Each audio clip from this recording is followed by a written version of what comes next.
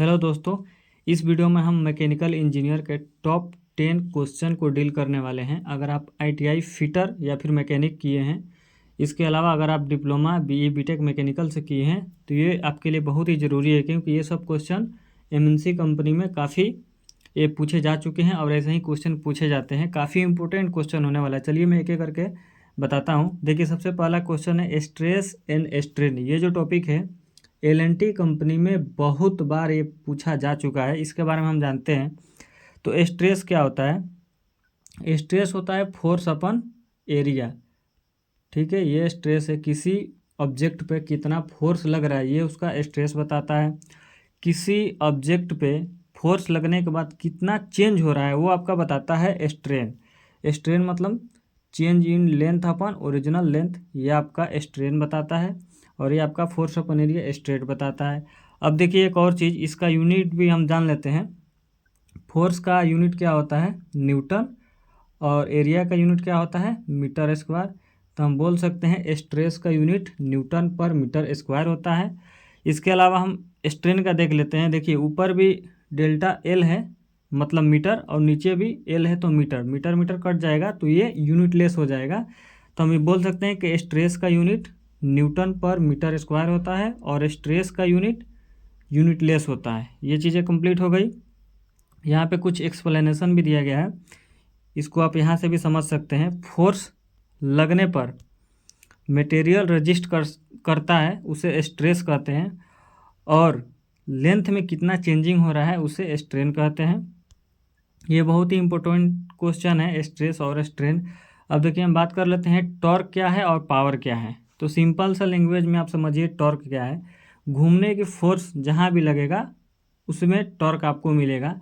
Example के तौर पे स्पेनर से अगर आप नट बोल्ट कसते हैं या खोलते हैं, वहाँ आपको टॉर्क देखने के लिए मिलेगा। पावर क्या है? आप वर्क पर टाइम कितना जल्दी कितना स्पीड से आप काम को कर लेते हैं वो आपका पावर है। पावर का फॉर्मूला क्या होता है? Torque into speed. अब देखिए टॉर्क स्ट्रेंथ है और पावर क्या है? स्पीड बढ़ाता है। स्पीड और टॉर्क दोनों एक दूसरे के इन्वर्सली प्रोपोर्शनल है, यानी कि हम बोल सकते हैं torque is directly proportional to 1/स्पीड। ये हम बोल सकते हैं। अब एक और चीज़ यहाँ पर दिया गया है, ट्रैक्टर में टॉर्क ज़्यादा होता है और बाइक में पावर ज़्यादा होती है। दोनों अलग अलग चीज़ें हैं। जहाँ स्पीड ज़्यादा होगा वहाँ पे पावर मिलेगा, और जहाँ पे बल ज़्यादा मिलेगा वहाँ पे आपको टॉर्क ज़्यादा मिलेगा। ये हो गया टॉर्क और पावर का। तीसरा क्वेश्चन देख लेते हैं वर्क। वर्क के बारे में दिया गया है। फार्मूला क्या होता है वर्क का? वर्क बराबर फोर्स इंटू डिस्टेंस।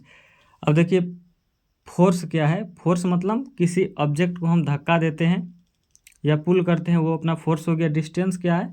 कितना मूव हुआ। अगर कोई ऑब्जेक्ट है यहाँ पे, ठीक, कोई ऑब्जेक्ट है, इस पर हम फोर्स लगा रहे हैं ऊपर से, अगर ये मूव किया तो हम बोलेंगे कि इस ऑब्जेक्ट पे वर्क हुआ है। अगर ये मूव नहीं हुआ, चाहे आप कितना भी फोर्स लगाएं, तो हम इसको बोलेंगे कि वर्क नहीं हुआ है।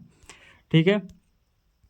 अब देखिए second law of thermodynamic. Thermodynamics का 3 लॉ होता है, जिसमें इस वीडियो में हम जानेंगे कि सेकेंड लॉ क्या है।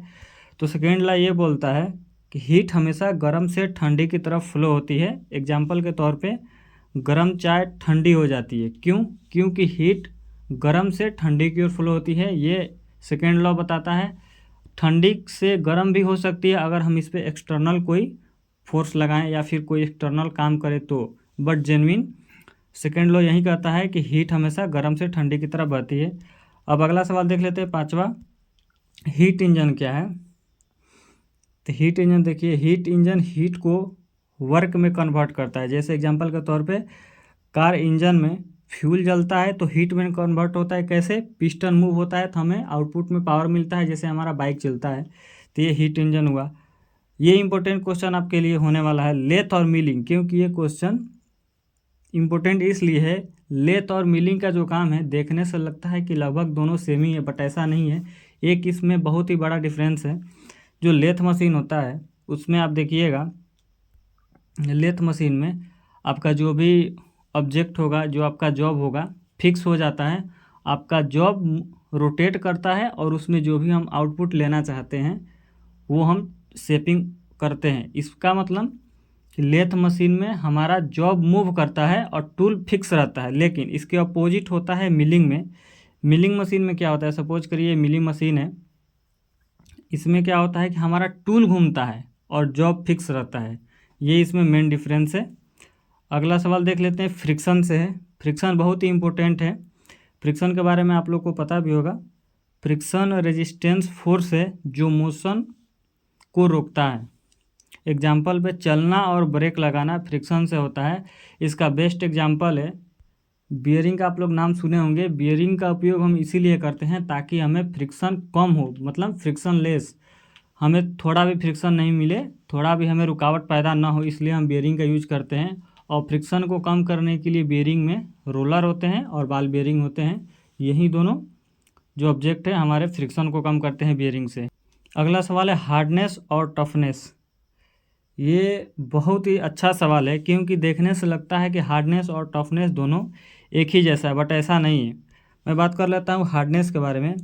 ये स्ट्रेच को रेसिस्ट करता है। टफनेस क्या है, टूटने से बचाता है। एग्जाम्पल के तौर पे समझिएगा, ग्लास हार्ड होता है क्योंकि ये स्ट्रेच को रेसिस्ट करता है, जबकि रबर टफ होता है, ये टूटता नहीं है। ये इसका मेन डिफरेंस है हार्डनेस और टफनेस में।